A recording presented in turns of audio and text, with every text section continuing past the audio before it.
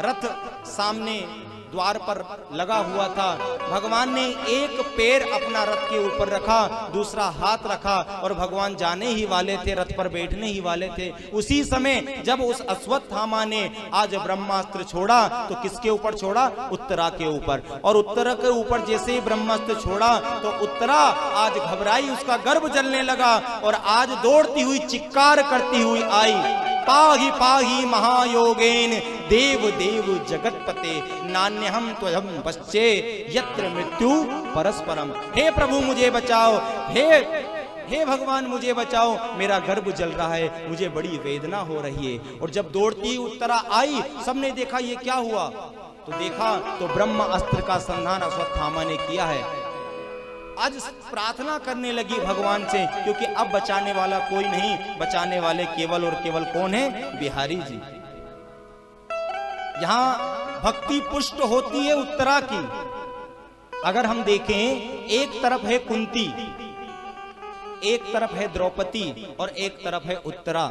ये तीनों कौन है? द्रौपदी की सास कौन है? कुंती मैया। और इधर जो द्रौपदी है वो इधर उत्तरा की सास है। तो तीनों, अगर हम तीनों को देखें कि तीनों की भक्ति किसकी पुष्ट है तीनों में से, तो सबसे पक्की भक्ति किसकी है?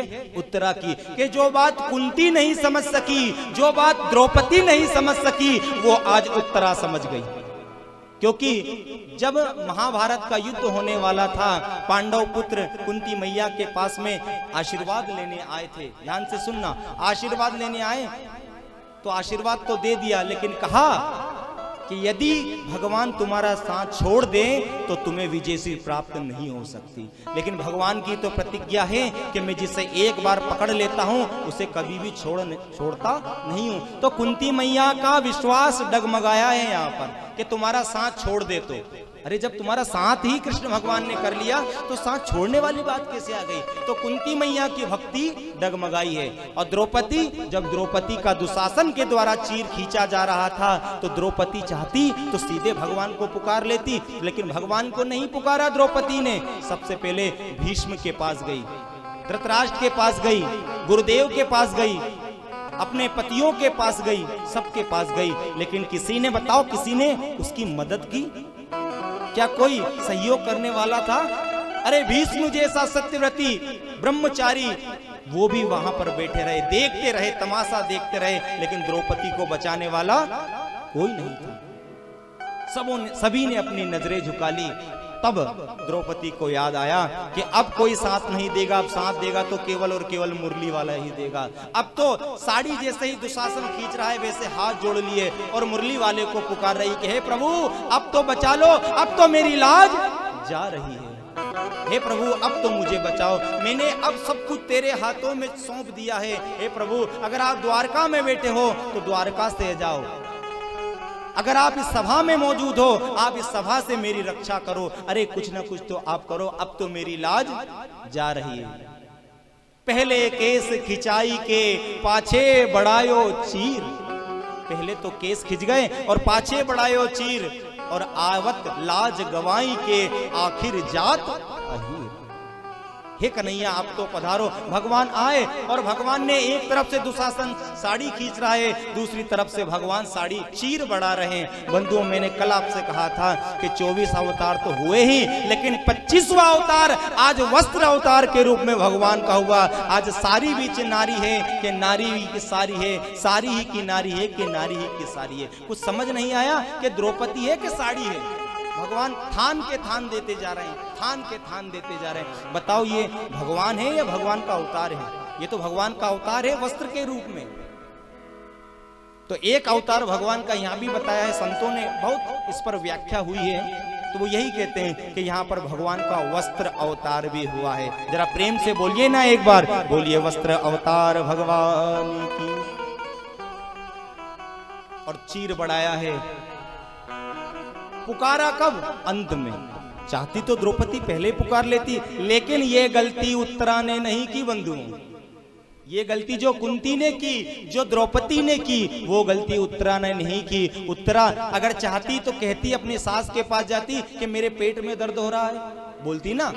गर्भवती थी तो सबसे पहले सास से कहती, सास से नहीं कहती तो किसी से तो कहती, द्रौपदी से कहती, कोई ना कोई से तो बात होती, लेकिन सीधे किसके पास पहुंची? सीधे पहुंची केवल और केवल भगवान के पास।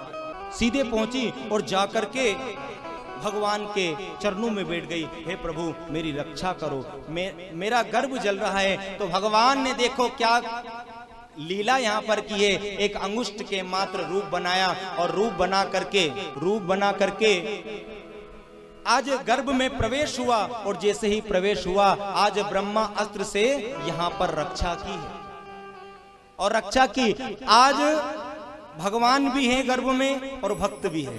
भक्त कौन? परीक्षित जी महाराज। और भगवान कौन? स्वयं मुरली वाले। आज परीक्षित जी महाराज ने दर्शन कर लिए भगवान के गर्भ में। बताइए उत्तरा का क्या गर्भ होगा, क्या भाग्य होगा जो आज भक्त और भगवान उस माता की गोद में, माता के कोख में पल रहे हैं, दोनों एक साथ। वो परीक्षित धन्य है वो जिसने गर्भ में ही भगवान के दर्शन कर लिए। बंधुओं नाम तो उसका उत्तरा हुआ, लेकिन उसकी भक्ति जो उत्तरोत्तर बढ़ती गई, उसी के गर्भ में भगवान आते हैं। बंधुओं उत्तरा समझ गई कि आखिरकार बचाने वाला है, अगर मुझे कोई संभालने वाला है तो केवल और केवल कौन है? बांके बिहारी। इसीलिए तो बिहारी जी के पास दौड़कर आई, विनती की, रक्षा की। और अश्वत्थामा ने फिर यहाँ पर बुरा कार्य किया, क्योंकि उसे मद, उसे अहंकार आ चुका था। बंधुओं जीवन में कभी भी किसी का बुरा नहीं करना। यदि थोड़ा भी आपको लगे कि मैं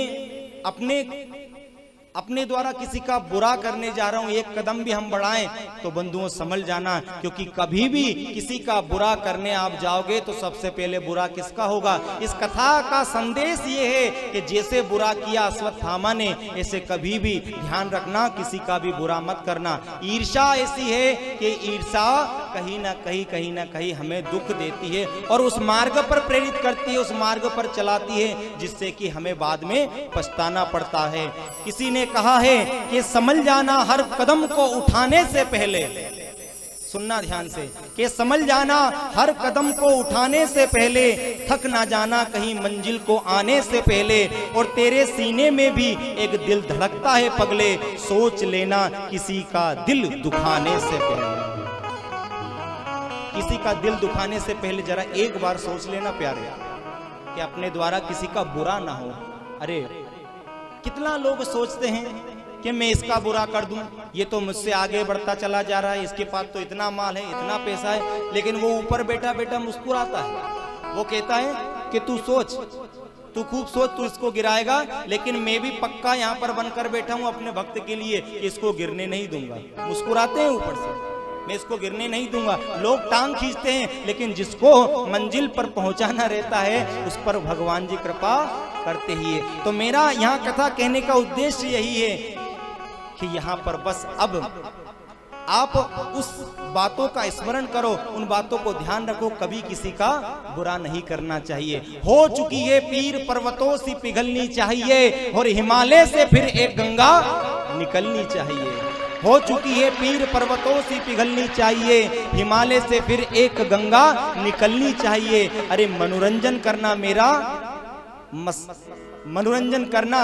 मकसद नहीं, मैं तो ये सोचता हूँ कि बस तस्वीर बदलनी चाहिए। मेरा तो यही बस उद्देश्य है कि बस आप भगवान से जुड़े रहें, भगवान की कथा से जुड़े रहें।